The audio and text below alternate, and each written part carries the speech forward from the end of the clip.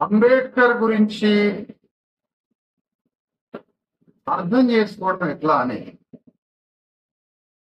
అంబేద్కర్ని ఏ విధంగా అర్థం చేసుకోవాలి, అందరికీ అంబేద్కర్ ఎట్లా అర్థం కావాలి, అంబేద్కర్ కొద్ది మందికి పరిమితం కాకుండా అంబేద్కర్ని అందరి గుండెల్లో గుడి కట్టడం ఎట్లా,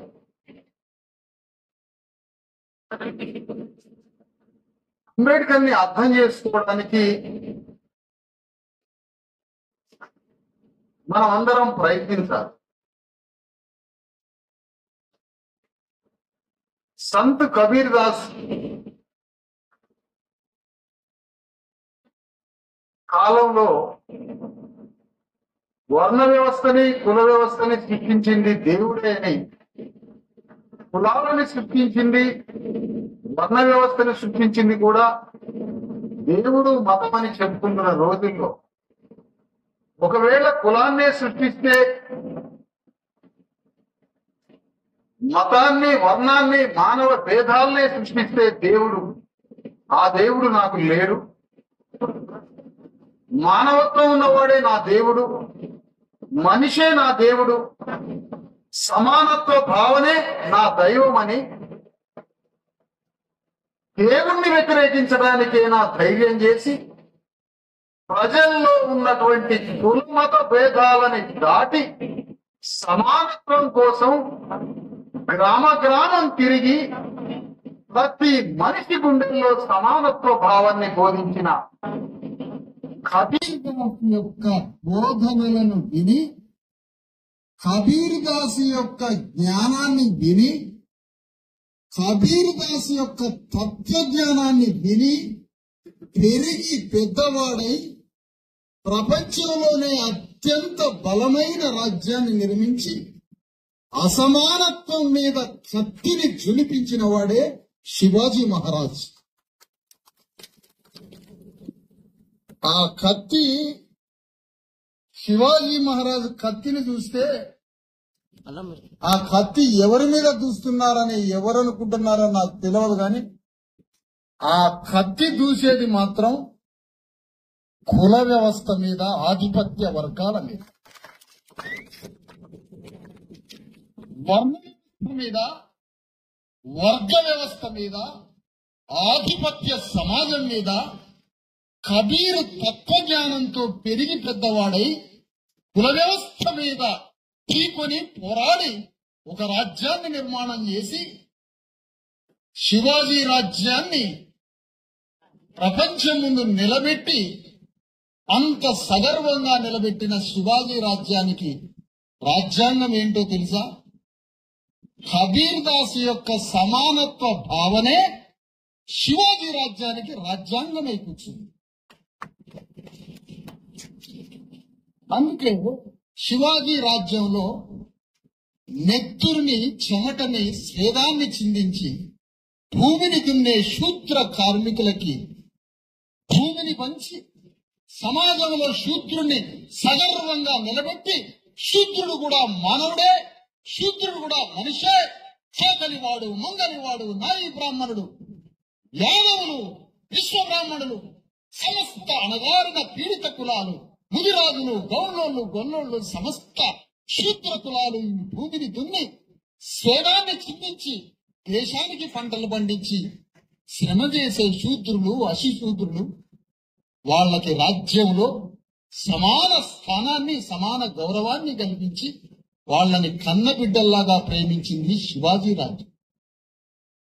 ఈ రోజు రాజ్యాంగంలో ఉన్న భావనలను ఆ రోజు శివాజీ రాజ్యంలోనే కనిపించిన స్థాయిలో గొప్పగా పరిపాలించాడు శివాజీ రాజ్యం. ఆ శివాజీ రాజ్యానికి కాన్స్టిట్యూషన్ కబీర్ దాస్ ఫిలాసఫీ. కబీర్ దాస్ యొక్క పంజర పట్టుకొని డోలు కొట్టడం కాదు కబీర్ దాస్ చెప్పింది. కుల వ్యవస్థనే సృష్టిస్తే ఆ దేవుడే లేడని దేవుణ్ణి వ్యతిరేకించిన వాడు కబీర్ దాస్. ఎక్కడికో దేవుడి దగ్గరికి పోవాకు, నీలోనే దేవుడున్నాడు.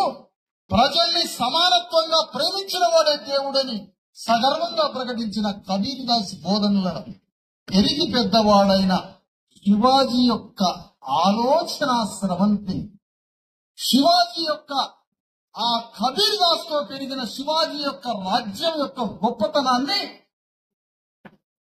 నూరి పోస్తే ఆ శివాజీ రాజ్యం యొక్క గొప్ప ఆలోచనలని విని పెరిగి పెద్దవాడైన వాడే మహాత్మా జ్యోతిరావు ఫూలే.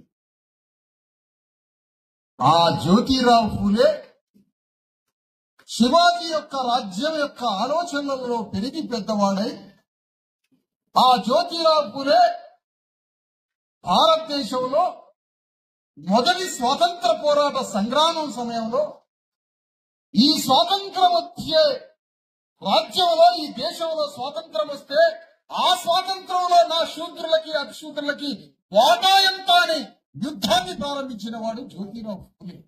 ఆయనకు అంత జ్ఞానం ఎక్కడి నుంచి వచ్చిందంటే శివాజీ రాజ్యం నుంచి వచ్చింది. సత్యశోధక సమాజ్ అని ఒక సత్యాన్ని బోధించే సమాజాన్ని స్థాపించి, ఆ సత్యశోధక సమాజ్ అనే పాఠశాలలో చదువుకుని పాఠాన్ని నేర్చుకున్న వాడే సాహు మహారాజ్. ఆ సాహు మహారాజే డాక్టర్ అంబేద్కర్ చదివించింది. చూసిందా?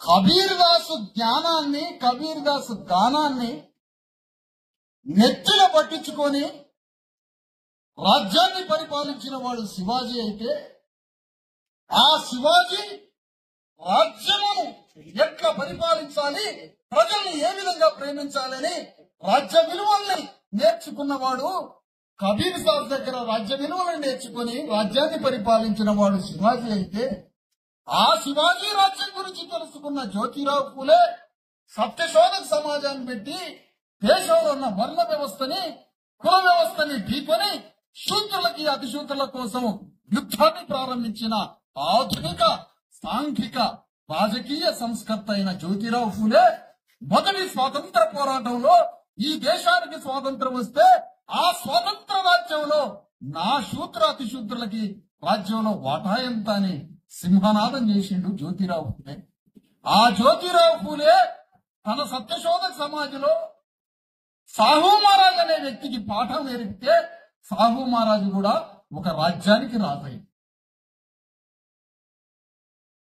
శివాజీ సమాధి ముక్కలైపోయి కనుమరుగైపోయి, శివాజీ సమాధి ఎక్కడుందో తెలవని పరిస్థితుల్లో, శివాజీకి గోరి ఎక్కడుందో తెలియని పరిస్థితుల్లో, శివాజీ సమాధి ఎక్కడుందో గల్లంతైన పరిస్థితుల్లో, ఆ సమాధుల మధ్య సంవత్సరాల తరబడి తిరిగి పరిశోధన చేసి శివాజీ సమాధిని వెతికి పట్టుకొని ఆ శివాజీ సమాధిని అత్యంత వైభవపేతంగా సమాధిని కట్టి, ఇదే ఛత్రపతి శివాజీ మహారాజు యొక్క సమాధి అని ఆ సమాధిని కట్టి ప్రపంచానికి చూపించింది జ్యోతిరావు ఫూలే ముదిరాజ్. అంటే శివాజీ సమాధి కట్టి ఆ సమాధిని ప్రపంచానికి చూపించింది జ్యోతిరావు ఫూలే. చూసిందా ఎన్ని పనులు చేసిందో? ఆ జ్యోతిరావు ఫూలే భార్యను చదివించి, ఆ జ్యోతిరావు ఫూలే సాహు మహారాజుకి పాఠాలు నేర్పితే సాహు మహారాజు ఒక రాజ్యానికి రాజై, ఆ సాహు మహారాజు అంబేద్కర్ ని చదివించింది.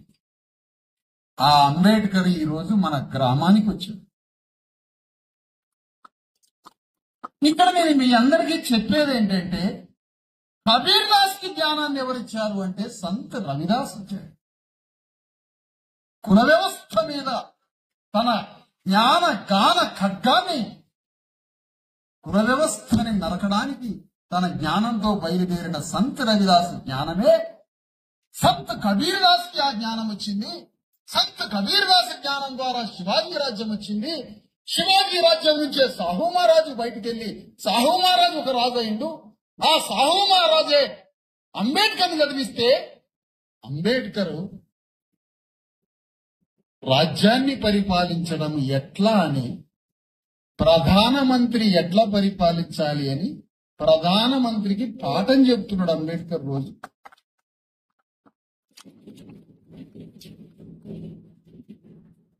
ఆ అంబేద్కర్ యొక్క ఆలోచన ఇక్కడ నేను మీ అందరికీ చెప్పేది ఏంటంటే,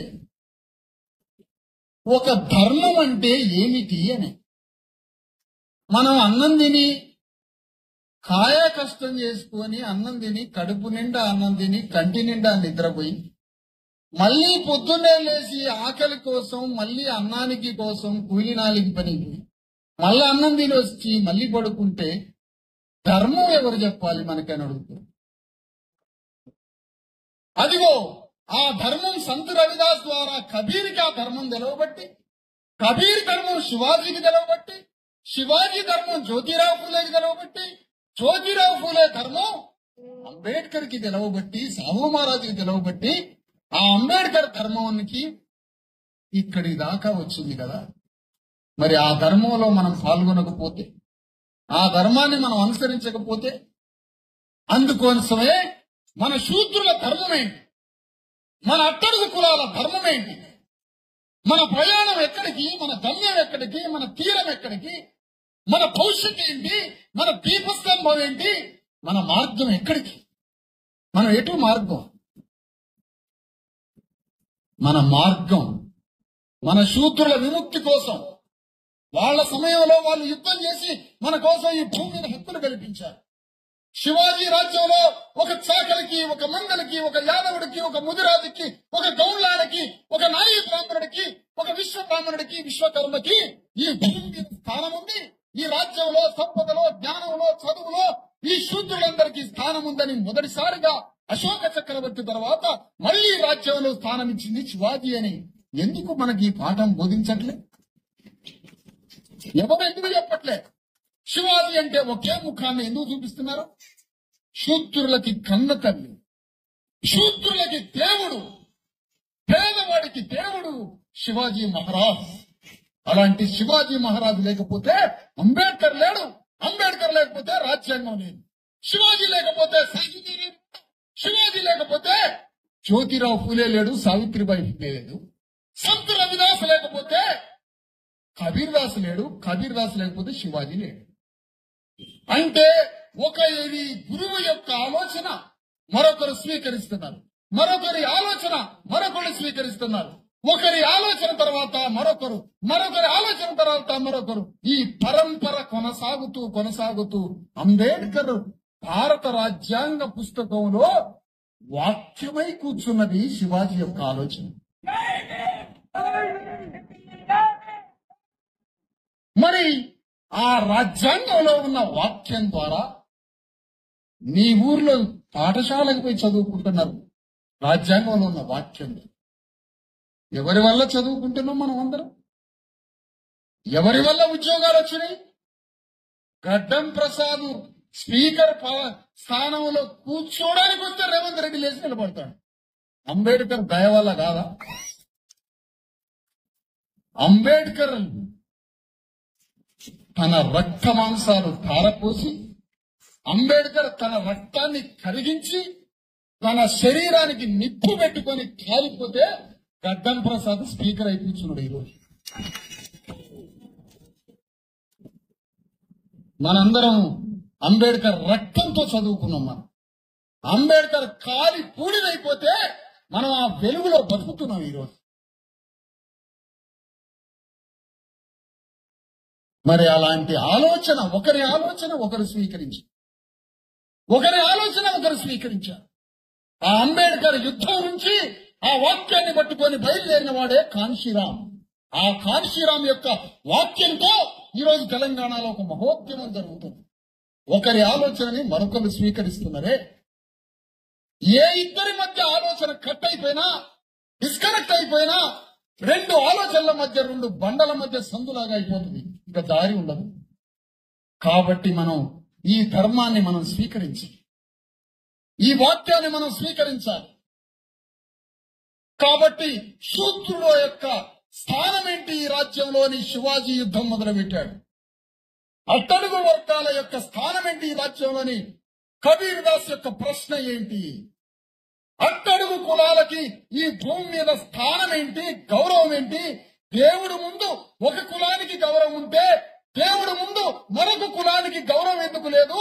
గుడిలోకి పురోహితుడు అగ్రవర్ణానికి గుడిలోకి స్థానం ఉంటే శూద్రుడికి గుడిలో స్థానం లేనప్పుడు అతను దేవుడు ఎట్లయితాడని ప్రశ్నించి అలాంటి ప్రశ్నల విప్లవంలో నుంచి శివాజీని తయారు చేసిన వాక్య తమ్మే కబీర్దాస్ వాక్యం. అంటే కబీర్ ప్రశ్నించిన, సంత్ రవిదాస్ ప్రశ్నించిన, డాక్టర్ అంబేద్కర్ ప్రశ్నించిన, శివాజీ ప్రశ్నించిన, జ్యోతిరావు ఫులే ప్రశ్నించిన ఆ ప్రశ్నలో ఉన్న సారం ఏంటో తెలుసా? ఈ దేశంలో ఉన్న మాదిగ, మాల, చాకలి, మంగలి, శూద్రులు, అట్టడుగు వర్గాలకి ఈ భూమిలో మా వాటా ఎంత, ఈ రాజ్యంలో మా వాటా ఎంత, ఈ జ్ఞానంలో మన వాటా ఎంత, మా ఈ సమాజంలో గౌరవం ఎంత అని ఈ మహనీయుల యొక్క పోరాటం జరగబట్టే ఈ రోజు మనం కుర్చీలో కూర్చొని గౌరవాన్ని పొందగలుగుతున్నాం కదా. మరి ఈ యుద్ధాన్ని మనం కొనసాగించొద్దా అని అడుగుతున్నాం. ఈ యుద్ధాన్ని మనం కొనసాగించొద్దా అని అడుగుతున్నాం. ఎవరు బుద్ధిని ప్రసాదించారు? ఇలా ఒక్కొక్క పార్టీ బీసీల గురించి మాట్లాడుతుంది. ఎవరి వల్ల ఈ బుద్ధి జ్ఞానం వచ్చింది పార్టీలకి? ఈ మహనీయుల వల్ల బుద్ధి జ్ఞానం వచ్చింది. అవును, తప్పులు చేస్తూనే ఉంటారు మనుషులు. మీ తప్పులను సరిదిద్దుకోవడానికి, మీకు ఒక ఆత్మని ప్రసాదించడానికి, మీ హృదయం పరివర్తన చెందడానికి ఇలా రెడ్లందరినీ పక్కన పెట్టి బీసీలకి ఎమ్మెల్సీ అవకాశం ఇచ్చే బుద్ధిని ఎవరు ప్రసాదించారంటే ఆ బుద్ధిని ప్రసాదించిన శివాజీ కత్తి ప్రసాదించింది.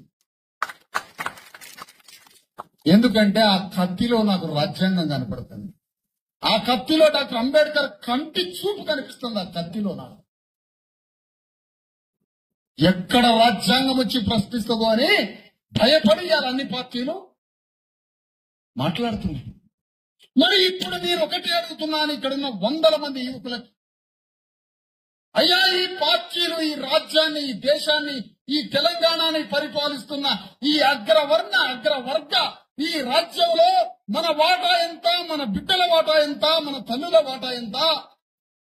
వేల సంవత్సరాలుగా బట్టలు దిగే చాకలి తల్లి, వేల సంవత్సరాలుగా మంగలి పనిచేసే నాయి బ్రాహ్మణుడు, వేల సంవత్సరాలుగా చెప్పులు కుట్టే మాదిగా, వేల సంవత్సరాలుగా ఊరు బయట ఉన్న ఒక మాల, ఊరు బయట ఉండే శ్రామికుడు, ఊరిలో ఉన్న గౌళ్ళైన, ఊరిలో ఉన్న గొల్లాయన, ఇంతమంది గౌడ, గొల్ల, ముదిరాజు యొక్క వాళ్ళ కులాల వాటా ఎంత అని నువ్వు ప్రశ్నించట్లేదంటే నీ కడుపున పుట్టిన బిడ్డల్ని నువ్వు చంపుకోవడంతో సమానమని చెప్తున్నా.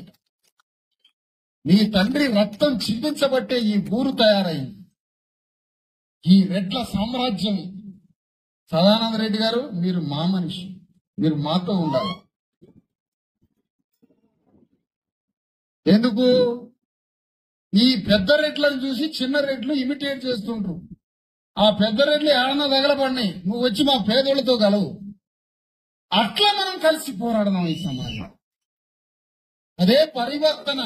అది నేనన్న మాట కాదు, రెడ్డి కులంలో పుట్టిన యోగి హేమారెడ్డి గారు చెప్పిన మాట. సమానంగా బతుకుతాం. ఇప్పుడు ఈ ఆధునిక వేమన జయరాజు గారు చెప్పే మాట కూడా అది.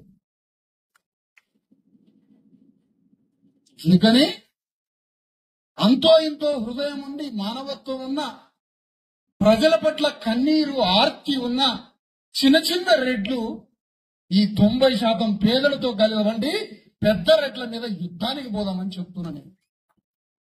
ఇంకా తెలంగాణలో రెడ్డి సామ్రాజ్యంలో భూకంపం పుట్టడమే అంబేద్కర్కి ఇచ్చే అసలైన నివాళి అని ప్రకటిస్తున్నాను. ఎంతకాలం మీ రాజ్యం, ఈ వెలమారెడ్డి రాజ్యం ఎంతకాలం అని ప్రశ్నిస్తున్నా. భూమి మొత్తం మీ సొంతమా?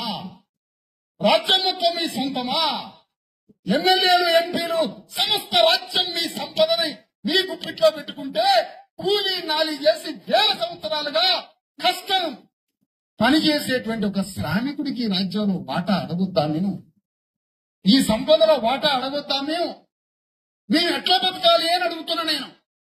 ఈ దేశాన్ని, ఈ భారతదేశంలో ఎవరైనా తప్పు చేస్తే, ప్రధానమంత్రి మోడీ తప్పు చేసినా, రాహుల్ గాంధీ తప్పు చేసినా, ఇంకొక నాయకుడు తప్పు చేసినా కేసీఆర్ తప్పు చేసినా, రేవంత్ రెడ్డి తప్పు చేసినా కాలర్ బట్టి గుంజుకొని ఈడ్చుకొచ్చి కోర్టు బోన్లో కూర్చోబెట్టేది భారత రాజ్యాంగం కదా. మరి ఆ ప్రధాన న్యాయమూర్తులు ఈ దేశంలో ఉండే కోర్టులలో ఉండే న్యాయమూర్తులలో చాకలి వ్యక్తి ప్రధాన న్యాయమూర్తులు ఉన్నారు. ఒక మంగళైన న్యాయమూర్తిగా ఉన్నాడా, ఒక చాకలైన న్యాయమూర్తిగా ఉన్నాడా, ఒక మాదిగైన న్యాయమూర్తిగా ఉన్నాడా? ఈ దేశంలో ఉన్న జ్యుడిషియరీ సిస్టమ్, మొత్తం జ్యుడిషియరీ సిస్టమ్ ఒక కులం చేతిలో ఉంటుందా? మీరు రోడ్ల ఊళ్ళో ఎక్కడన్నా గొల్లైన సాకలైన మంగళైన పిలిచి పంచాయతీ చెప్పుకోనని న్యాయం ఎటుందో అటు చెప్తుడే. అది మా హృదయమే. అలాంటి మాలాంటి అట్టడుగు కులాలు ఈ దేశానికి న్యాయం చెప్పడానికి న్యాయమూర్తులలో మా కులం వాళ్ళు ఎందుకు లేరు అని ప్రశ్నిస్తుంది అంబేద్కర్ సిద్ధాంతం. ప్రధాన న్యాయమూర్తులలో అట్టడుగు కులాలు లేరు. ఈ దేశంలో 570-600 జిల్లాలున్నాయి.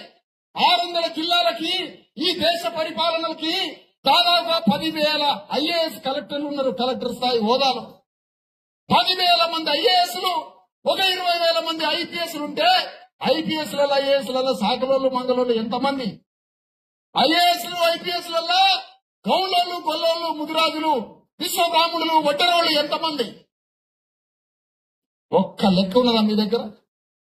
అంటే ఐఏఎస్లు ఐపీఎస్లు మాలమాదిగోళ్ళు కావద్దు, బీసీలు కావద్దు, న్యాయమూర్తులలో అణగారిన కులాలు ఉండొద్దు. మరి ఎవరు ఉండాలి? ఐఏఎస్లు ఐపీఎస్లు న్యాయమూర్తులు రాజ్యాన్ని రాజులు ఒక కులం 2 కులాల చేతిలో ఉంటే, అందుకనే మీకు బుద్ధి నేర్పడానికి కబీర్ దాస్ భూకంపం సృష్టించి వచ్చిండు బయటికి. ఇవాళ మళ్ళా ఆ ప్రశ్నకి కొనసాగింపు కావాలి కదా.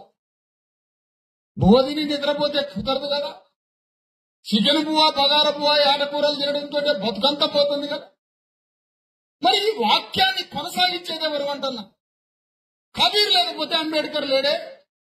మరి అంబేద్కర్ వాక్యాన్ని పట్టుకొని నువ్వు యుద్ధం చేస్తే ఈ రాజ్యంలో నీ వాటా నీకు వస్తుంది. నువ్వు మాట్లాడకపోతే నీ వాటా నీకు రాదు. కాబట్టి ఈ యుద్ధాన్ని కొనసాగించాలి. ఇది ఏమి యుద్ధం? ఇది ఏమి యుద్ధం అంటే ఇది పార్టీలు కాదు, సమానత్వం కోసం యుద్ధం. ఒక్కడి దగ్గరే భూమి మొత్తం ఉండకూడదు, ఒక్కడి దగ్గరే రాజ్యం ఉండకూడదు, ఒక్కడి దగ్గరే సంపద ఉండకూడదు, ఒక్కడి దగ్గరే చదువు విజ్ఞానం ఉండకూడదు, ఒక్కడి కులంలోనే ఒకే కులం చేతిలో న్యాయమూర్తులు ఉండకూడదు. న్యాయం చెప్పే దాంట్లో ఒకే కులం ఉంటుందా? ఎక్కడ? అదే అన్యాయం. న్యాయం చెప్పడానికి ఒకే కులమట, ముఖ్యమంత్రులు కావడానికి ఒకే కులమట, ప్రధానమంత్రులు కావడానికి ఒకే కులమట, భూమి మొత్తం ఉండడానికి ఒకటి చేతిలో ఒకే కులమట. ఇది తప్పు కదా అని ప్రశ్నిస్తుంది శివాజీ. కత్తి ప్రశ్నిస్తుంది తప్పు. మరి ఎవరు పోరాటం చేయాలి? ఎట్లా పోరాటం చేయాలి? సమాజంలో అనేక ప్రశ్నల వల్ల అనేక పార్టీల నాయకత్వం మారుతుంది. నాయకత్వం మారుతుంది. సిపిఎం పార్టీకి ఒక మాదిగాయన 70 ఏళ్ల తర్వాత ఆ పార్టీకి రాష్ట్ర కార్యదర్శి అయిండు. ఆ జాన్ వెస్లీని మనం అందరం అభినందించాలి. అంత పెద్ద స్థాయి ఉంది. అట్లా ఒక్కొక్క పార్టీలో మార్పులు వస్తున్నాయి. ఎందుకు వస్తున్నాయి ఈ మార్పులు? ఇవాళ ఎమ్మెల్సీలు అసెంబ్లీలో చట్టాలను తయారు చేయడానికి శాసన మండలిని ఒకటి పెట్టిరయ్యా. చట్టాలు తయారు, ఆ చట్టమే నీ బతుకును మార్చేది, నీ తలరాత మార్చేది ఎవరు అంటే ఆ శాసనసభలో అధ్యక్ష అని బెంచ్లు కొడతారు కదా, ఆడ కూర్చుంటే నువ్వు ఎట్లా బతకాలో ఆడ కూర్చొని చట్టం రాయచ్చు. అదే మన తలరాత. విధాన సభ అంటే విధిరాత రాశోడని అర్థం.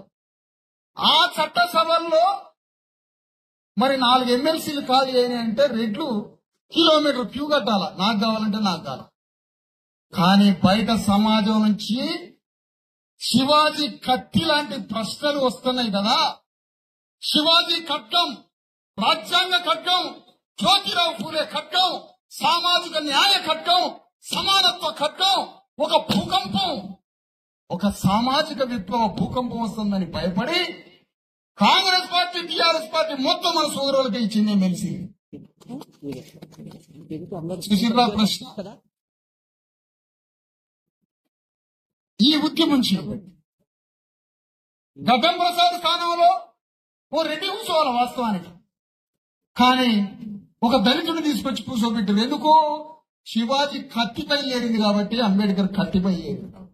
అమ్మా ఈ దొంగతనం చేయకురా, నువ్వు తలుపులు వేసుకోకుండా గాఢ నిద్రపోయి ఉరకబెడితే దొంగ వచ్చి దొంగతనం చేసిపోతాడు నీ కొంపల పడి. నువ్వు లైట్లు వేసి గొడ్డలు తీసుకొని నిద్రపోకుండా బయట తిరుగు, దొంగని ఇంటికి రాడు, నీ ఊళ్ళకేరా. బొడ్లే గొడ్డలు పెట్టుకొని తిరిగితే గాని ఈ దొంగలు మారదు అని అర్థమవుతుంది. ఇప్పుడు ఏం గొడ్డలు పెట్టుకుంటావు? బొడ్లే నిజంగా గొడ్డలు పెట్టుకుంటావా? ఓటనే గొడ్డలి బొడ్లే పెట్టుకొని తిరుగు. ఒక్కొక్కడు మారి ఇవాళ పోతులూరి వీరబ్రహ్మం గారి వారసుడైన దాసోజి శ్రావణ్ అనేటువంటి ఒక విశ్వకర్మ వడ్రంగి కులస్తుడైన వాడిని చట్టసభలో కూర్చోబెట్టింది రాజ్యం. వెలమాయన కూర్చోవాలంట. అసలు యాక్చువల్లీ మనలాంటి వాళ్ళు అడగకపోతే వెలమాయన పోయి కూర్చుంటాడు అందులో. అమ్మో బయట ప్రశ్నలు వస్తున్నారు, వాళ్ళు మనం చంపినా చంపుతారు. ఎస్సీలు, బీసీలు, ఎస్టీలు, అణగారిన వర్గాలు బయటకు వచ్చి రాజ్యం మీద ప్రశ్నిస్తున్నారు అని భయపడి వడ్రంగం పనిచేసి సంవత్సరం పనిచేసే మన నాగళ్ళు గీగళ్ళు బళ్ళు తయారు చేసే వడ్లాయన తీసుకుపోయి శాసనసభలో కూర్చుంటారు. ఎవరి వల్ల? శివాజీ, జ్యోతిరావు ఫూలే, సాహు మహారాజ్, అంబేద్కర్ రాజ్యాంగం, ఈ ప్రశ్నల పరంపర వల్ల ఈ మార్పులు వస్తాయి. మరి ఈ ప్రశ్నలు మనం వేయకుండా ఇంట్లో కూర్చున్నాం అనుకో, అదే చికెన్ బగార పువ్వ. అప్పుడు చికెన్కి అంత బగార పువ్వ పడింది చాలా అనుకుంటున్నాం. ఇక మనం కోటర్లకి మనం ఓట్లు అమ్ముకోవడం, 2500 ఓట్లు అమ్ముకోవడం ఎప్పుడైతే మనం బంద్ చేస్తామో మన రాజ్యం అప్పుడే వస్తుంది. హైదరాబాద్ లో తుర్కోళ్ళంతా ఓట్లు అమ్ముకోవటంలే, అందుకనే హైదరాబాద్ లో వాళ్ళ తుర్క రాజ్యం వచ్చింది. వాళ్ళు ఓట్లు అమ్ముకోరు. 10,000 ఇచ్చిన తుర్కాన ఓటు అమ్ముకోడు. 7 అసెంబ్లీలు, 50 కార్పొరేటర్లతో హైదరాబాద్ మహానగరాన్ని 7 అసెంబ్లీలని పట్టుకొని రాజ్యాన్ని స్థాయికి చేయాలి. తుర్కోల పార్టీ పోయినప్పుడు బీసీలు, ఎస్సీలు, ఎస్టీలు మనందరం కలిసి ఓటు అమ్ముకోకుండా మన రాజ్యాన్ని తెచ్చుకుంటే సచ్చి కూర్చుంటారు ఈ రెడ్డి వెలమదొరల దెబ్బకి. చేపల చెరువులో నీళ్లు పోతే చేపలు చచ్చిపోతాయి. మనం ఓట్లు లేకపోతే రెడ్డి వెలమదొరలు దెబ్బ చచ్చిపోతారు. అందుకని తెలంగాణ మొక్కజొన్న తోటలో రెడ్డి వెలమదొరలు అడవి పందులు లాగబడ్డాయా. దీని చుట్టూ ఓట్ల కరెంటు ఫినిషింగ్ పెట్టాలని చెప్తారు. కరెంటు పెట్టాల చుట్టూ అడవి పందులు పడకుండా. పీక తింటారు వీళ్ళు. మొక్కజొన్న సేలల పడి పీక తింటేగా పందులు. ఆ మొక్కజొన్న వాసన వచ్చేటానికి పందులు గుంపులు బయలుదేరు. త్వరలో అయిన పెద్ద రెడ్ల గురించి మాట్లాడుతున్నాను. అస్సలు ఫీల్ కావద్దు సాధారణంగా, ఏం మాత్రం ఫీల్ కావద్దు. నువ్వు మా పక్షిని నువ్వు ఎంత కాలం నిలబడితే నిన్ను అంత పెద్ద నాయకుడు చేస్తావు. నాకు ఒక్క రెడ్డి దొరికినా ఆయన పట్టుకొని తిరుగుతాం. మా సైడ్ ఒకడు వచ్చిండ్రు ఆయన. ఏంటి వేమారెడ్డి అట్టడుగు వర్గాల కోసం యుద్ధం చేయలే? సురవరం ప్రతాప్ రెడ్డి అగ్రకుల బ్రాహ్మణీయ వ్యవస్థ మీద సంస్కరణవాదం మొదలు పెట్టలే? ఎన్నో ఊర్లలో భూములు, ఆస్తులు అమ్ముకొని మాదిగోళ్ళెమ్మడి దిగిన రెడ్లు అక్కడక్కడ లేరు. అణగారిన వర్గాలెమ్మడి దిగిన రెడ్లు లేరు. ఈ మధ్య కాలంలోనే ఒక పెద్ద రెడ్డిని చూసి చిన్న రెడ్డి ఇమిటేట్ చేయడం, అదే రాజకీయ పోజు తోటి ఉన్న భూములు గీవులు మొత్తం మాయ చేసుకొని అవి చేసి రాజకీయాలు చేస్తే ఎట్లా? అణగారిన వర్గాల కోసం మీ ఆర్తిని, మీ దుఃఖాన్ని వినిపించేది. అందుకనే ఒక మానవత్వ సమాజం కోసం మనం యుద్ధం చేయాలి. రాజ్యాంగం అమలు కావడాలి. ఈ రోజు రాజ్యాంగంలో ఒక అణువంత మాత్రమే అమలవుతుంది. ఆకాశం అంత అమలు కావాల్సింది రాజ్యాంగం. అణువంత అమలైతేనే ఇంత మార్పు వచ్చింది. మరి రాజ్యాంగం మొత్తం అమలయ్యిందంటే ఈ దేశమే మరి. అందుకనే ఇవాళ ఏం కోరుతున్నామంటే మనం ఈ సమాజం అంతా సమానత్వంగా ఉండాలి. 10,000 రూపాయలు దొరికితే చాలు సార్, నేను ఒక బిజినెస్ పెడతా అంటాడు ఒక బీసీ వాడు, ఎస్సీ వాడు, ఎస్టీ. అర్థం చేసుకోండి మిత్రుల, ఒక్క 5,000 రూపాయలు ఇస్తే చాలు, నేను ఒక బండి పెట్టుకొని బజార్లో కూరగాయలు అమ్ముతున్నా, ఒక బండి మీద కూరగాయలు అమ్ముకుంటా, 5,000 రూపాయలు అప్పు దొరికితే చాలనుకుంటున్నదే. 25 లక్షల కోట్ల రూపాయలు ఈ దేశాన్ని పాలించేటువంటి అగ్రవర్ణ వ్యాపారస్తులకి మాఫీ చేస్తుందట ఈ బ్యాంక్. నీకు 5,000 మాత్రం ఇదట బ్యాంక్. మరి ఈ దుర్మార్గానికి కారణం ఎవరు? దొంగతనం చేయడం దొంగ ధర్మం. దొంగ యొక్క ధర్మం దొంగతనం చేయడమే. కానీ మన ఇంట్లో దొంగతనం జరగొద్దు అంటే నువ్వు గొడ్డలు తీసుకొని లైట్ వేసుకొని ఇంటి ముందు నిలబడాలి. అది నీ ధర్మం. దొంగ ధర్మం దొంగది, నీ ధర్మం దొంగతనం జరగకుండా చూసుకో. దీనికోసం నువ్వు పోరాడకపోతే నీ బిడ్డ వైద్యం లేక హాస్పిటల్లో చచ్చిపోతాడు. నీవు ఈ విషయంలో పోరాటం చేయకపోతే నీ బిడ్డ చదువుకోక మళ్ళీ ఆ నెత్తురు చేతులతో సుతారి పనో, గడ్డపార పనో, పలుగుపార పనో, బొంబాయి పోయో, దుబాయ్ పోయో సస్తను. ఈ పోరాటం చేయకపోబట్టి, ఈ పోరాటమే చేస్తే ఈ దేశంలో ఉన్న కోట్ల వందల ఎకరాల భూమి, ఈ దేశంలో ఉన్న సంపద మన బిడ్డలందరికీ పంచుతుంది. అదే రాజ్యాంగం బోధిస్తుంది. కులగణన. ఇదేదో కులగణన రాహుల్ గాంధీ కాదు, రాహుల్ పండిట్. ఆయన రాహుల్ పండిట్ అనాలన్నమాట. పండిట్ అంటే పండితుడు కాదు. మన దక్షిణ భారతదేశానికి పండిట్ అంటే పండితుడు అనుకుంటాం. పండిట్ అంటే బ్రాహ్మణుడు అని అర్థం. మద్రాసు వైపు అయ్యంగార్ అంటారు. అయ్యంగార్ బేకరీ అంటే ఏమనుకుంటారు?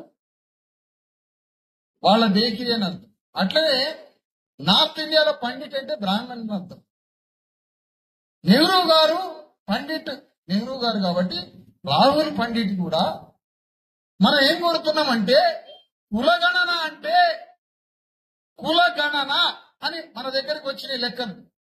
కులగణన అని లెక్కలు వచ్చినప్పుడు ఆ కులగణన చెయ్యమనేది చెప్పింది అంబేద్కర్ యొక్క రాజ్యాన్ని. అంబేద్కర్ యొక్క చేతిలో ఉన్న పుస్తకం ఏమని అడుగుతుందంటే ఈ దేశ సంపదలో గౌండ్లకు వాటా ఉందా అని అడుగుతున్నాడు. ఈ దేశ సంపదలో ముద్రాశానికి వాటా ఉందా, గంగపుత్రుడికి వాటా ఉందా, సకలానికి వాటా ఉందా అని ఆ పుస్తకం అడుగుతున్నది, అంబేద్కర్ పుస్తకం. అందుకోసం లెక్కలు తీయడం అని మొదలుపెట్టింది. అమ్మా బీజేపీ మతానికి ఇప్పుడు కులం రా అని రాహుల్ గాంధీ కులం సిద్ధాంతం బయట తీసుకొచ్చింది. నేను మిమ్మల్ని విమర్శించట్లే మీ కులగణన, కానీ విమర్శిస్తాం ఎప్పుడు. ఇప్పుడు లెక్క తేలింది. ఏమని లెక్క తేలింది? మన తెలంగాణలో 80% పైన రెక్కలు ముక్కలు చేసుకొని మన రక్తాన్ని చెమటగా మార్చి తెలంగాణలో సంపదను సృష్టించి మనం ఈ సమాజం కోసం అంకితమయ్యే కార్మిక లోకము 80% మంది బీసీఎస్ ఎస్టీలు ఉన్నారని తేలిపోయింది లెక్క. ఇప్పుడు ఈ రాజ్యం ఇప్పుడు రాజ్యం ఇవ్వడానికి మనసు రాట. 5% రెడ్లున్నారట. 5% రెడ్డిలు ఉన్నారని కులగణన తేలినప్పుడు 80% బీసీఎస్ ఎస్టీలు ఉన్నారన్నప్పుడు రేవంత్ రెడ్డి తన ముఖ్యమంత్రి పీఠాన్ని ఖాళీ చేసి మా గొప్ప చెప్పు రాజ్యం ఎట్లుంటుందో మేము చెప్తాం, చూపిస్తాం. కానీ ఇప్పుడు నువ్వు 80% మంది బీసీఎస్ ఎస్టీలు ఉన్నా, 5% మంది రెడ్లు ఉన్నా నీ పీఠం మాత్రం మా గొప్ప చెప్పువాట. మరి నీ కులగణం దేనికే అంటున్నా. ఇక్కడ బీసీఎస్ ఎస్టీలు కాంగ్రెస్ లో ఉన్న వాళ్ళు పొడుచుకొని నా మీదకి రాబాకండి. మాలాంటి వాడు గట్టిగా అడిగితేనే మీకు ఏమైనా మర్యాద దొరికింది ఆ పార్టీలు. అందుకే మాకు మంచి కించిలు ఉన్నాయని ఇవ్వాలి, మాకు కాఫీ చాయలు ఇవ్వాలని. నేను కూడా నాలాంటి వాడు కూడా అడగకపోతే మిమ్మల్ని దేగటోలేడు ఆ పార్టీ. నవీన్ పొడుచుకొని రావద్దు. నవీన్ గౌరవం రావాలంటే నాలాంటి వాడు ఉండాలి బయట, లేకపోతే ఎట్లా? అందుకని నేనేమంటున్నానంటే కులగణన సిద్ధాంతం క్లియర్ అయింది, లెక్క తేలింది. లెక్క తేలినాక ఇప్పుడు ఈ పంచాయతీ ఎవరు చెప్పాలి? లెక్క తేలింది. ఇప్పుడు ఎక్కడైనా ఊళ్ళలో పంచాయతీలు చూడండి, చదువు రాదు వాళ్ళకి, కానీ పంచాయతీ ఎట్లా చెప్తారు? గొడ్డలు పెట్టి నరికినట్టు ఉంటుంది ఆ పంచాయతీ. అది మనం మాత్రమే చెప్తాం, సూదరుడే చెప్తారు కరెక్ట్ గా. సబ్బండ కులాల పంచాయతీ కరెక్ట్ చెప్తాయి. ఆ వచ్చే కొందూరు దగ్గర ఏదో ఒక మండలం ఉంది, కొందూరు కాడ దేశం అంతా మాదిగోళ్ళు పంచాయతీ చెప్పడానికి మాదిగోళ్ళు తీసుకొని పోతారట. పంచాయతీ చెప్పించుకోండి రెడ్లు కూడా. ఇప్పుడు పంచాయతీ మిగిలింది తెలంగాణలో. పంచాయతీ ఈ కులగణన నీ మెడకే చుడతాంలే గాని ఈ కులగణన అనే అణుబాంబుని ఈ పాలక వర్గాల మెడకే చుడదాం మనం. ఇప్పుడు లెక్కలు తేలినాయి. ఏం తేలినాయి? 80% మంది బీసీ ఎస్సీ ఎస్టీలకి భూములు లేవని తేలింది. 80% మంది బీసీ ఎస్సీ ఎస్టీలలో ఐఏఎస్లు కలెక్టర్లు ఐపీఎస్లు లేరని తేలింది. 80% మంది బీసీ ఎస్సీ ఎస్టీలలో న్యాయమూర్తులు లేరని తేలింది. 80% మంది బీసీ ఎస్సీ ఎస్టీలకు భూమి లేదు, న్యాయమూర్తులు లేరు, కోర్టులు లేవు, డాక్టర్లు లేరు. మానవ జీవితాల్లో గొప్ప మార్పులు ఏమీ లేవు. మరి ఎక్కడ దాక్కున్నదట ఈ ఆస్తి, భూమి, రాజ్యం, సంపద? ఆ 5% రెడ్లు 1% వెలమల దగ్గర ఉందట మొత్తం. మరి ఇప్పుడు పంచాయతీ అమ్మా, ఈ పంచాయతీ ఎట్లా చేస్తా నేను? ఉత్తగా లెక్క పెడతాం మేము. ఉత్తగానే ముత్తరాజోళ్ళు ఎంతమంది ఉన్నారు లెక్క పెడతాం అంతే. ఆ లెక్క పెడితే సార్ వాళ్ళకి సంతోషం అట. లెక్క పెడితే సార్ వాళ్ళకి సంతోషం. మరి జ్యోతిరావు పూలే ఉత్త లెక్క పెట్టలే. జ్యోతిరావు ఇప్పుడు అంబేద్కర్ అంటే దళితుడు అన్నప్పుడు మరి జ్యోతిరావు పూలే ఎవరు? జ్యోతిరావు పూల్ ముదిరాజ్. జ్యోతిరావు పూలే ముదిరాజు బిడ్డ. పండగ సాయన్న ముదిరాజ్, జ్యోతిరావు పూలే ముదిరాజ్. సర్కార్ సర్వై పాపన్న గౌడ్ రాజ్యం కోసం పోరాడాడు. మనం ఏం చేస్తున్నాం ఇలా గౌన్లలో గొల్లలో? మొన్న సాకలి ఐలమ్మ ఆ బీబీ మార్కెట్ లో బ్రహ్మాండంగా వాడుకున్నారు. కానీ సాకలి ఐలమ్మ కొడుకు మనవడు చచ్చిపోయింది మొన్న. అన్ని ఉద్యమాలకి దిక్కైన సాకలి ఐలమ్మ వారసుడు మనవడు చచ్చిపోతే దిక్కులేని సాగు చచ్చిపోయింది. హాస్పిటల్కి వచ్చినోడు లేడు, శవం కాడికి వచ్చినోడు. ఇదేనా కులగణన మీకు నేర్పింది? ఇదేనా అంటదా మీకు నేర్పింది కులగణన? సాగలేలమ్మ రెడ్డి కాలేదేనా? సాగలేలమ్మ దొరసాని కాలేదేనా? ఎవరు రాంది? ఆయన మనవడు చనిపోతే ఒక్క మనిషి వచ్చి పలకరించిన మా చావులకి దిక్కు లేదు. ఊళ్ళో మా వాడు చచ్చిపోతుంటే ఎవడాడు చచ్చింది అని అడుగుతారు తప్ప, ఈ మధ్య రాజకీయాలు మొదలయ్యాక మా దాంట్లో ఎవడైనా పీరికెళ్తే ఓ బియ్యం బస్తాను 2000 ఎందుకు పంపుతారో తెలుసా? మీ ఓట్ల రాజకీయం కోసం. మా చావుల మీద మీకు దయ, జాలి, కరుణ ఉంటుందా? మా మరణం పట్ల మీకు కన్నీరు ఉంటుందా? దాని దొరగారు చచ్చి మేము 3 రోజులు ఆడవాళ్ళం. అందుకనే ఈ వేదిక మీద నుంచి అంబేద్కర్ అంటే ఎవరు, అంబేద్కర్ అంటే ఎక్కడి వాడు, అంబేద్కర్ లోనే శివాజీ ఉన్నాడు, అంబేద్కర్ లోనే జ్యోతిరావు పూలే ఉన్నాడు, అంబేద్కర్ లోనే కబీర్ దాస్ ఉన్నాడు, అంబేద్కర్ లోనే సంత రవిదాస్ ఉన్నాడు, అంబేద్కర్ లోనే సామ్రాట్ అశోక చక్రవర్తి ఉన్నాడు, అంబేద్కర్ లోనే గౌతమ బుద్ధుడు ఉన్నాడు. అతనే అంబేద్కర్. ఇంతమంది యొక్క ఆలోచన కలబోత, ఇంతమంది యొక్క ఆలోచన ధార, ఇంతమంది యొక్క ధర్మం నిలువెత్తు రూపమే డాక్టర్ అంబేద్కర్. అంబేద్కర్ అడుగుతున్నది ఈ సంపదలో నా అట్టడుగు వర్గాల యొక్క వాటా అడగడం నేరమా తప్ప? చెప్పండి. అందుకనే కలెక్టర్లల్లా నా అణగారిన వర్గాల్ని ఎందుకు పెట్టట్లేదు? కేంద్ర ప్రభుత్వ రిజర్వేషన్స్ లో మండలంటే ఎవరు? మండలంటే ఒక యాదవుడు. ఆ యాదవుడు దేశమంతా తిరిగి తిండి తిప్పలు లేకుండా భారతదేశమంతా తిరిగి గొల్లోళ్ళకి ఈ రాజ్యంలో ఎక్కడన్నా వాటా ఉందని రాసుకున్నాడయ్యా. ముదిరాజులకు ఎక్కడన్నా వాటా ఉందని పుస్తకంలో రాసుకున్నాడు. సాగరోళ్ళకి ఎంత వాటా ఉందో పుస్తకంలో రాసుకున్నాడు. దేశమంతా దేశ తిమ్మరిలాగా తిరిగిన మండల్ కమిషన్ ఒక రిపోర్ట్ ఇచ్చి ఎస్సీ ఎస్టీలకు కూడా భారత రాజ్యాంగంలో ఎట్లయితే రిజర్వేషన్లు ఉన్నాయో మండల్ కమిషన్ ద్వారా కూడా రాజ్యాంగంలో రిజర్వేషన్స్ ఉండాలని ఆ మండల్ అనే యాదవుడు ఒక రిపోర్ట్ ఇచ్చిండు, లార్డ్ మెకాలే లాగా. కానీ మండల్ కమిషన్ ని అమలు చేయలే. ఎక్కడెక్కడ అమలు చేయలే? భారతదేశ సర్వీసులు, ఐఏఎస్లు, ఐపీఎస్లు, ఇండియన్ ఫారెన్ సర్వీసులు, ఇన్కమ్ ట్యాక్స్లు భారతదేశం మొత్తం కలెక్టర్లుగా 500-600 జిల్లాలకి కలెక్టర్లను పంపుతుంది ఈ దేశం.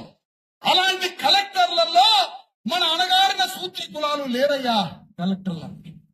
ఎంత తప్పు! ఈ దేశం చేస్తున్న తప్పు, ఈ దేశం చేస్తున్న తప్పు కాదా? అది ఈ దేశం యొక్క తప్పు కాదా? ఈ దేశంలో న్యాయమూర్తులు కోర్టులో న్యాయాన్ని చెప్పే చర్చిలు న్యాయమూర్తులలో చాకలోళ్ళు, మంగళోళ్ళు, గొల్లోళ్ళు, గౌళ్ళోళ్ళు, ముదిరాజులు, వడ్డిరోళ్ళు, ఎరకలోళ్ళు ఉండరట. ఒక్క కులమే కూర్చోవాలంట న్యాయమూర్తులలో. అందుకనే అడుగుతున్నది భారత రాజ్యాంగం, మండల్ కమిషన్ అడుగుతున్నది ఐఏఎస్ ఐపీఎస్ వల్ల మన అణగారిన బీసీ వర్గాలు, ఎస్సీ వర్గాల యొక్క వాటా ఎంత అని అడుగుతుంది. కలెక్టర్ ఏం చేస్తున్నాయో, ముఖ్యమంత్రి గారు 500 కోట్లు ఫలానా జిల్లాకి కేటాయించిన అంటే 500 కోట్లని తలా మనిషికి ఎంత ఎంత ఎంత అని పంచాలి ఆ కలెక్టర్ వచ్చి. ఆ కలెక్టర్ ఎన్ని నెత్తులు సాగరంలో ఎంతమంది ఉన్నారు, మంగళంలో ఎంతమంది అని మన లెక్కలు ఏడ బతుకుతున్నాడు, ఏడనుడు పంపున్నదా బర్రె ఉన్నదా బర్రె ఉందా అని రాసుకొని 500 కోట్లని తలా ఎంత పంచాలి కలెక్టర్ పని. ఆ పంచే కలెక్టర్ సాగరోళ్ళు ఉండరాట, మంగళోళ్ళు ఉండరాట, గొల్లోళ్ళు ఉండరాట, గౌన్లోళ్ళు ఉండరాట.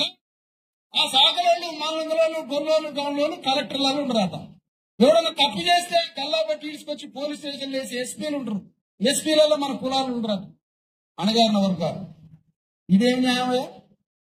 ఒక దేశానికి రాయబార వ్యవస్థ, ఇండియన్ ఫారెన్ సర్వీస్ ఉంటుంది, దాంట్లో ఉండరాక.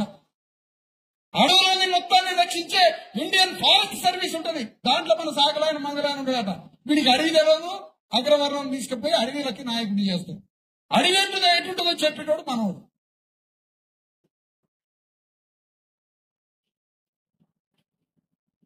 మరి కలెక్టర్లలో మామూలు ఉండరు, ఎస్పీలలో మామూలు ఉండరు, ఇంత పెద్ద సెంట్రల్ యూనివర్సిటీలలో ప్రొఫెసర్లలో ఉండరు. మరి ఎవరు అడగాలి అంటున్నా ఇదంతా? నీకు ఓట్లేసి రాజ్యాన్ని ఒప్పచెప్తే నీకు దవాఖాన లేదు, నువ్వు చావాలా, నువ్వు చావని చుట్టాలంతా రావాలా, కోళ్ళు ఆటలు కోసుకోవాలి, మేకలు కోసుకోవాలి, అప్పు చేసుకోవాలా, మళ్ళీ ఇంకొక దినానికి పోవాలి మనం. అందుకనే మనం ఓట్లేసి రాజ్యాన్ని వాళ్ళకు ఒప్పచెప్పి మనం పూర చికెన్ మగన్లో తిని కోటర్ సీసాలు తాగి అబ్బాయికి తిండి లేకుండా బతుకుతున్నాం, కూలీలు పని చేసుకుని బతుకుతున్నాం, రక్తం చెమట రక్త మాంసాలు కరగదీసి ఈ దేశ సంపదను తయారు చేసి రోజు సుఖారాటాల కాడ ఈ దేశంలో భవనాలను కడుతున్నాం, రాళ్లు కొట్టే కాడ మనం ఉంటున్నాం, రోడ్లు వేసే కాడ మనం ఉంటున్నాం, రాజ్యాన్ని వేసే కాడ మనం లేవు. అందుకనే ఈ ప్రశ్నల పరంపర మొత్తాన్ని మనం అడిగి తీరాల్సిందే. ఇది అడగకపోతే, మాట్లాడకపోతే ఈ రాజ్యం మన చేతికి రాదు. కాబట్టి ఈ రాజ్యాన్ని మనం పరిపాలించాలి, ఈ దేశాన్ని మనం పరిపాలించాలి. అప్పుడే నీ బిడ్డలకి దవాఖాన వస్తుంది, అప్పుడే మనం 100-120 ఏళ్ళు ఆరోగ్యంగా బతుకుతాం, మనకు చదువులు వస్తాయి, మనకు భూమి వస్తుంది. అందుకని మన రాజ్యం స్థాపించుకున్నాం. అందుకోసం ఈ సందర్భంగా మీ అందరికీ తెలియజేసేది, ఈ ప్రాంతాన్ని పరిపాలిస్తున్న గడ్డం ప్రసాద్ గారు అంబేద్కర్ దయ వల్ల స్పీకర్ అయింది కాబట్టి ఈ అణగారిన వర్గాల కళ్ళల్లో ఒక్క కంటి చుక్క రాకుండా నువ్వు పరిపాలించాలని కోరుతున్నావు. కంటి చుక్క వచ్చిందనుకో, మా కళ్ళ నుంచి దుఃఖం వచ్చిందనుకో, నీ ఉన్న సింహాసనం నుంచి తీసి అవతల కొడతారు పాతకాలం లాగా. కాబట్టి నువ్వు ఏం చేయాలి? ఇప్పుడు అంబేద్కర్ ద్వారా ముఖ్యమంత్రి లేచి నిలబడి దండం పెట్టే స్థానంలో కూర్చున్నావు కాబట్టి ఆ అంబేద్కర్ కి నువ్వు కృతజ్ఞత చెల్లించాలంటే నువ్వు పరిపాలిస్తున్న ఈ నియోజకవర్గంలో పేదవాడి కంట్లో కన్నీళ్లు రాకుండా నువ్వు పరిపాలించు. అట్లయితే నువ్వు ఉంటావు, లేకపోతే పోతావు. నువ్వు కాదు, ఇంకో ఎమ్మెల్యే కూడా పోతావు. అందుకోసం అంబేద్కర్ కి రాజ్యాంగానికి కృతజ్ఞత చెల్లించాలంటే ఈ మొత్తం వాక్య పరంపరకి మనం కొనసాగింపు కావాలి. అదే అంబేద్కర్ ఉద్యమానికి ఇచ్చే నివాళి, కొనసాగింపు. ఇది మీ అందరికీ అర్థం కావాలనుకో.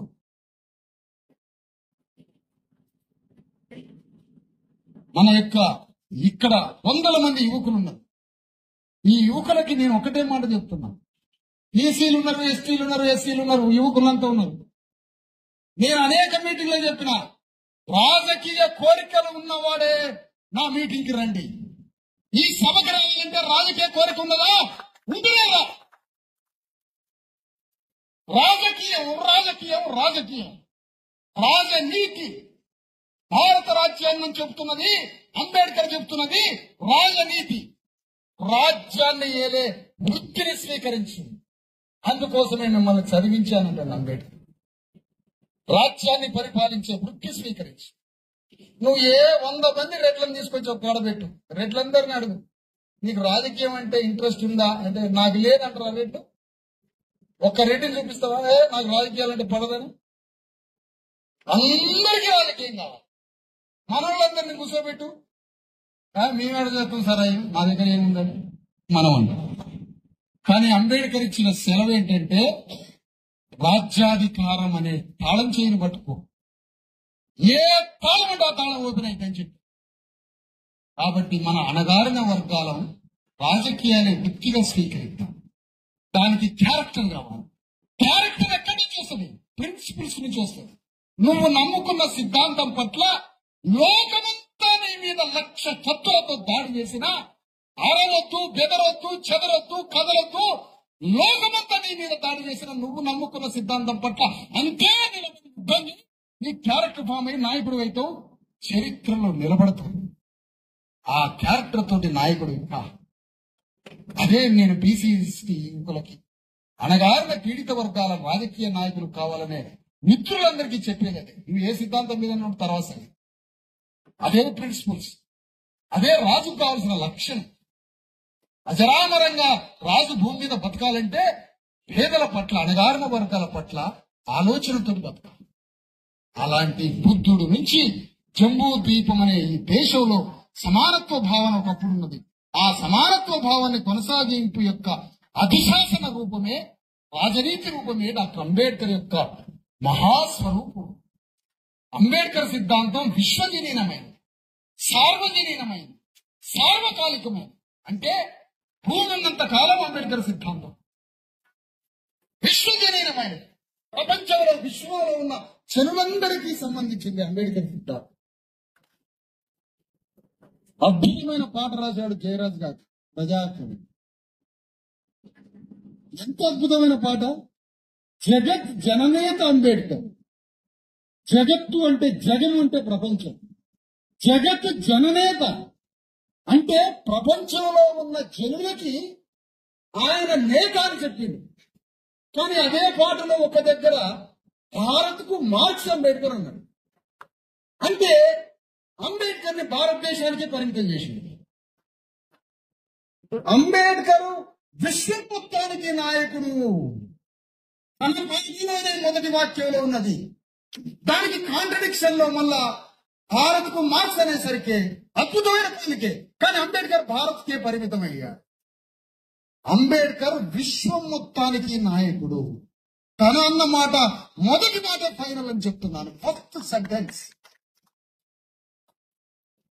ప్రపంచానికి అంబేద్కర్ నాయకుడు. ఎందుకు? సమానత్వం ఇది ప్రపంచం మొత్తానికి వర్తిస్తుంది. స్వేచ్ఛ ఇది ప్రపంచానికి మొత్తానికి వర్తిస్తుంది. మనిషికి మనిషికి మధ్య ప్రేమ, ఫ్రాటర్నిటీ, సోదరభావం ఇది ప్రపంచం మొత్తానికి వర్తిస్తుంది. ఈ మూడు సూత్రాలతో ప్రపంచాన్ని కట్టొచ్చు, ఒక నూతన ప్రపంచాన్ని తయారు చేయొచ్చు, ఒక కొత్త లోకాన్ని నిర్మించవచ్చు. అంబేద్కర్ అంటే ఒక నూతన ప్రపంచం, విశ్వం మొత్తం కట్టొచ్చు. కాబట్టి జగత్ జననేత అంబేద్కర్. ఈ వాక్యమే ఫైనల్.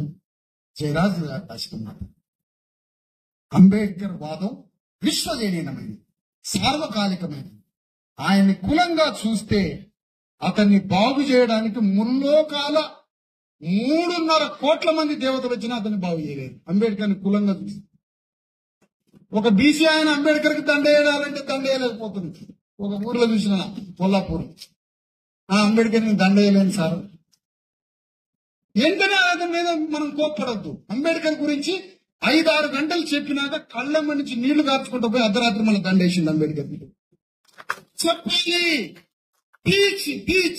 టీచింగ్, బోధించడం ద్వారా ట్రాన్స్ఫార్మ్ అవుతుంది. మనిషి ట్రాన్స్ఫార్మ్ అవుతావు. అందరం సమానంగా అనుభవించాలి ఈ ప్రపంచాన్ని. ఒక్కళ్ళు బతకడానికి రాలే ఈ భూమి మీదకి. ఈ పంచభూతాలు ఒకటి సొత్తు కాదు, ఇది అందరి సొత్తు. ఈ ప్రపంచం అందరం సమానంగా బతికి సమాన గౌరవాన్ని పొంది అందరం సుఖ సంతోషాలతో బతికి ఒక మంచి మానవత్వ సమాజాన్ని తయారు చేసి పోవాలి. అందుకోసం వచ్చిన ఈ భూమి మీదకి. అందుకోసం అంబేద్కర్ అంటే మొత్తం మహనీయుల యొక్క పరంపరే అంబేద్కర్. ఆ అంబేద్కర్ సిద్ధాంతాన్ని కొనసాగించడం అంటే దైవ కార్యంతో సమానం. అందుకని మనమంతా అంబేద్కర్ మార్గంలో నడిచి ఆయనకి నివాళించి మన పేదలము, బడుగులము, బలహీన వర్గాలము, పేదలము, పీడితులము మధ్యతరగతి వర్గాలం, అగ్రకులాల్లో ఉన్న ప్రజాస్వామ్యవాదులు, పేదలు, అణగారిన వర్గాలు అందరం ఈ భూమి మీద సమానంగా బ్రతకడానికి అంబేద్కర్ దేవుణ్ణి అనుసరించాలని కోరుతూ మీ అందరికీ సెలవు.